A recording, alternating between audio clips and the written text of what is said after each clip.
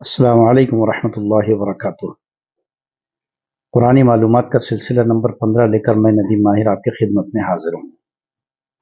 جیسے کہ ہم نے اعلان کیا تھا کل، اور ہم نے بتایا تھا کہ ہم انشاءاللہ العزیز اگلی 2 قسطوں میں بات کریں گے قرآن کو کس طرح جمع کیا گیا اور کاتبین وحی کون کون تھے اور کتنے مراحل میں قرآن مجید کو جمع کیا گیا۔ تو سب سے پہلے ہم آپ کو بتائیں کہ قرآن مجید کو سب سے پہلے جمع کرنے والی ذات تو اللہ تعالیٰ کی ہے۔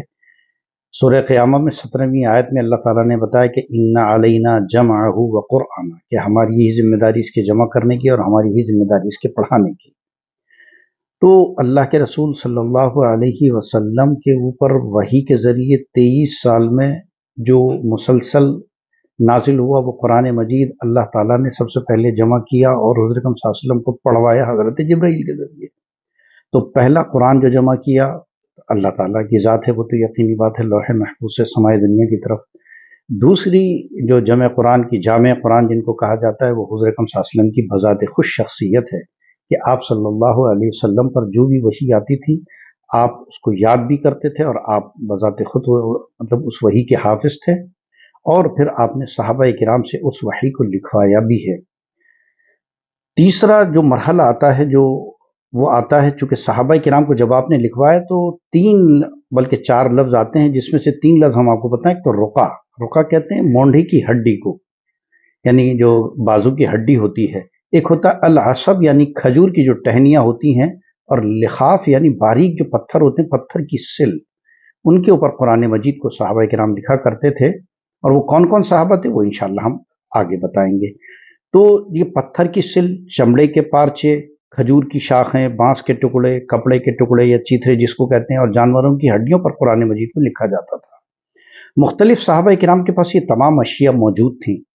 جب مسیلمہ کذاب نے، حضرت ابوبکر صدیق رضی اللہ عنہ کا جب دور آیا ہے، حضرت صلی اللہ علیہ وسلم کی وفات کے بعد جب آپ کو خلیفہ اول بنایا گیا، تو مسیلمہ کذاب نے نبوت کا دعویٰ کیا، اور جب نبوت کا دعویٰ کیا تو یمامہ کی جنگ پیش آئی، اور بڑا اندوہناک واقعہ تھا جس میں حفاظ صحابہ کرام شہید ہوئے۔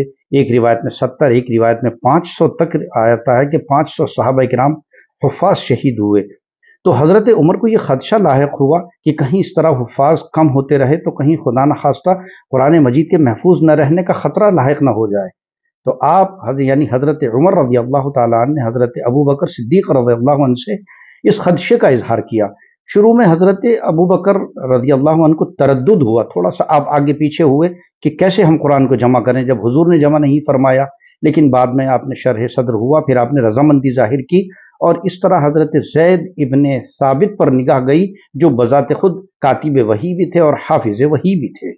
آپ نے انتہائی احتیاط کے ساتھ ان تمام جو پتھر کی سلیں اور وہ جو چمڑے کے جو ٹکڑے تھے اور جتنی بھی چیزیں جس پر قرآن مجید لکھا ہوا تھا، وہ دھیرے دھیرے حضرت ابوبکر صدیق رضی اللہ عنہ کے ساتھ اور ان کے زمانے میں آپ نے ان کو اکٹھا کرنا شروع کیا، اور تمام وہ چیزیں اکٹھی کر لی گئیں اور ان کو صحیفوں کی شکل میں ترتیب دے دیا گیا، اور وہ تمام چیزیں محفوظ کر لی گئیں۔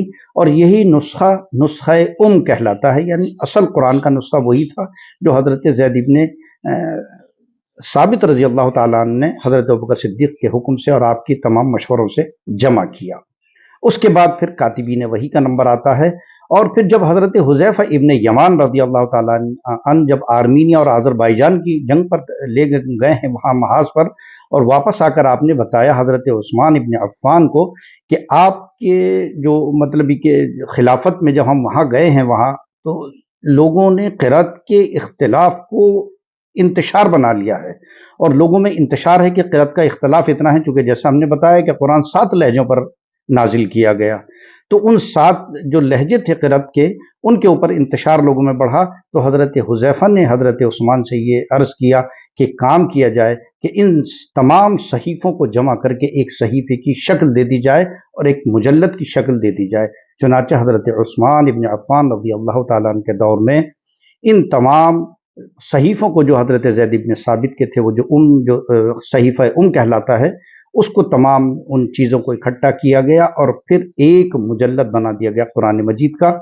اور آگے ہم بتائیں گے انشاءاللہ العزیز. آج کی ہمیں معلومات میں یہیں پر اجازت دیجیے. کل ہم آپ کو بتائیں گے کہ کس طریقے سے وہ مجلد تھا اور کن کن اس کو کیا کہا جاتا ہے اس نسخہ قرآنی کو جو حضرت عثمان نے ترتیب دیا، اور کاتبین وحی کون کون تھے.